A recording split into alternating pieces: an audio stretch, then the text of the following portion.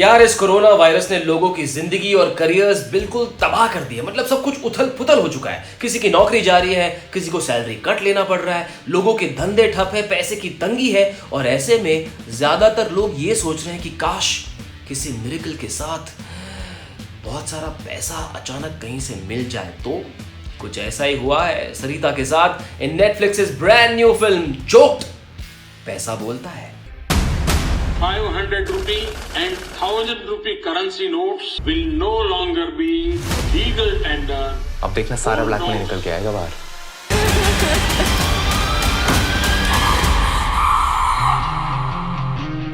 अनुराग कश्यप की इस फिल्म की कहानी के दो लीड कैरेक्टर्स हैं, सुशांत और Sarita, a middle class married couple.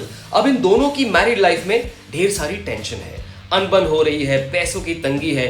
But the bigger problem is कि सरिता एक बैंक में नौकरी करती है, पैसे कमाती है, घर भी संभालती है, उनके बेटे को भी संभालती है। दूसरी ओर सुशांत कोई नौकरी नहीं है, ना कोई पैसे कमा रहा है, ना ही घर में मदद कर रहा है। तो एक और ये टेंशन बढ़ रही है और दूसरी ओर अचानक सरिता को एक दिन अपने घर के किचन के सिंक के नीचे मिलते हैं ढेर सारे पैसे, करेंसी नोट्स छोटी छोटी प्लास्टिक की थैली में पाइप में से निकल रहे हैं। अब वो सोच रही है क्या करूं।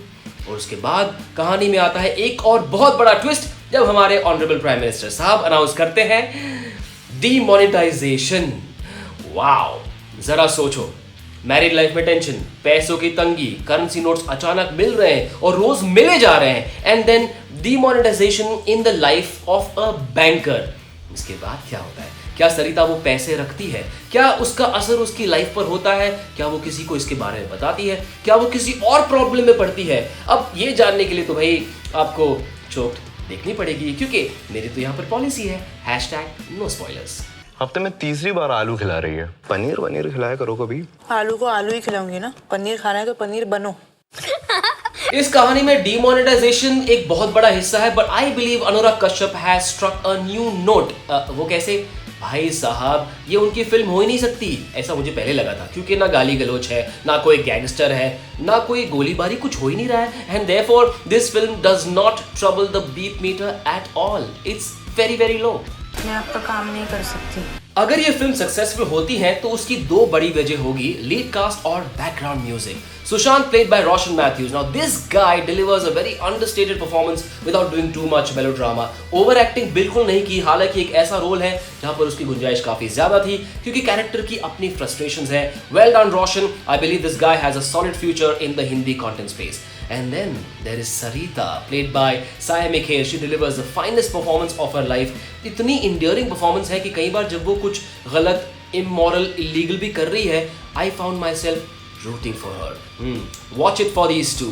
Karash Kale's music heightens the experience to another level. It's a very different sound. The kind of instruments he's used for a story like this is very unusual. I'm sure it'll stay with you for a long time. Nihit Bhave, the writer, and Anurag Kashyap have together managed to create this beautiful, very real, relatable world of a middle class family set in Mumbai. हालांकि climax थोड़ा सा patchy, थोड़ा सा bizarre जरूर है, but you got to watch it mainly for the wonderful Sarita, जिनको देखकर शायद आपको लगे कि यार ये कहीं तुम्हारी सुलू उसकी कजिन तो नहीं।